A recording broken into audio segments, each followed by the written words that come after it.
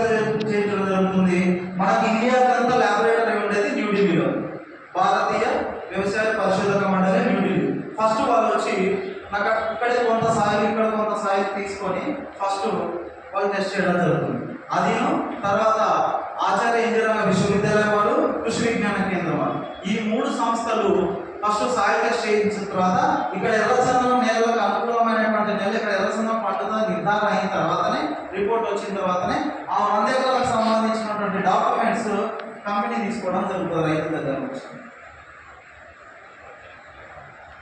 Documents తీసుకున్న అంతరం అది కంపెనీకి లీగల్ అడ్వైజర్స్ ఉంటారు, లీగల్ ఒపీనియన్ కోసం పంపించడం జరుగుతుంది.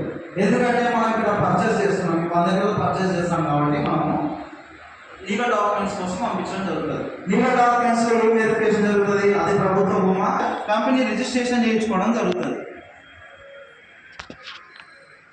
వన్స్ రిజిస్ట్రేషన్ అయిన తర్వాత ఈ సంబంధించినటువంటి 100 ఎకరాలు అంటే ఒకే సర్వే నెంబర్ ఎలా ఉంటుంది, 100 ఎకరాల చుట్టూ ఫస్ట్ డైమండ్ ఫెన్సింగ్ వేయడం జరుగుతుంది సార్. వన్స్ ఫెన్సింగ్ వేసిన తర్వాత ఇంటర్నల్ రోడ్స్ వేయడం జరుగుతుంది. 30 feet to 25 feet